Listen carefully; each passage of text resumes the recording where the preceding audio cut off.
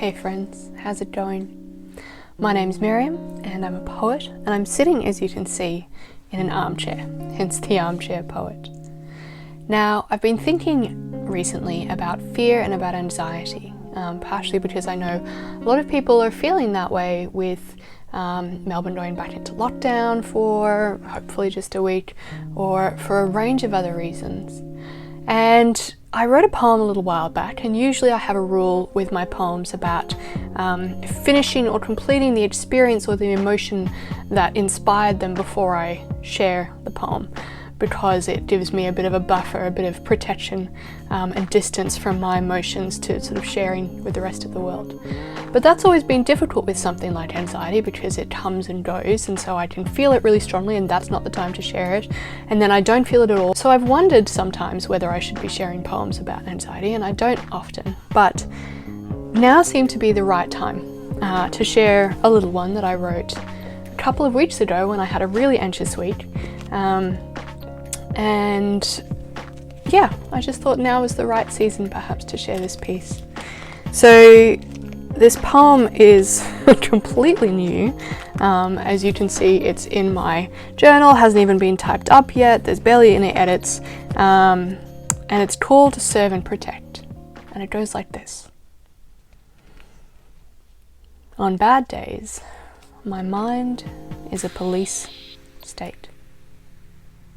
The wary guardians, the protect and servers, have been given too much unbridled power, and now they race around with megaphones, thugs in unmarked cars that bang on the door in the middle of the night, yelling, "Fear, fear, be afraid!" Patrolling the rain-damp streets of my mind and occasionally beating me up. It takes a firm and steady hand, a firm and steady revolution, defunding and debunking and redefining fear's role, one thought town at a time, healing from the top down and the ground up, transforming, redeeming, relearning the meaning of fear to serve and protect. The end. That's all anxiety is, isn't it, in the end? Something that is meant to protect us, that has gotten out of control. And for the second poem to match that, I thought I might go looking in this wonderful book that was given to me by a friend called Every Moment Holy.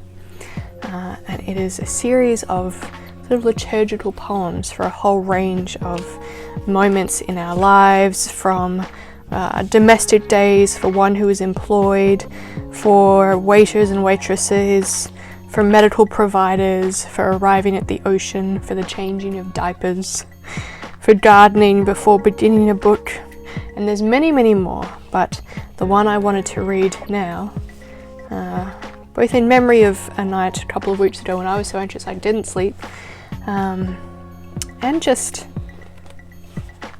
remembering God's presence throughout any experience in our lives. I wanted to share this piece called A Liturgy for Those Who Cannot Sleep. O Christ, who is my rest. This tension of body and racing of mind and clamouring of heart afford me no peace in this night. Unable to sleep, I would yet make use of my restlessness, O Lord.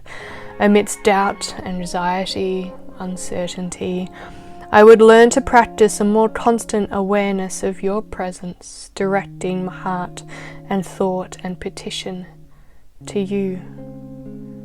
Here the person may unburden their heart in conversation with God, bringing to him any specific anxieties and concerns.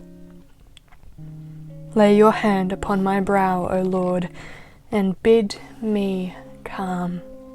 I cannot know what every reason why sleep so evades me, and yet you have made me yours. In that knowledge I would know comfort, as a child cradled in a mother's arms, who sleeping or waking cares not for which momentary state, but only for that sweet, unspoken communion of knowing they are held in the soothing strength of a great love that is their precious nurture and their perfect peace. So, even in haggard sleeplessness, I would yet recognize my utter dependence upon you, remembering that you are with me whether I sleep or not. I do pray that sleep will come.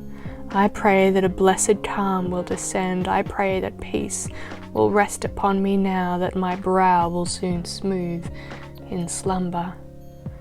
But even if it will not, even if my mind or body refuse their rest, still let my soul take its repose in the enfolding comfort of your presence, my head reclined against your breast, hearing the deep music of your heartbeat.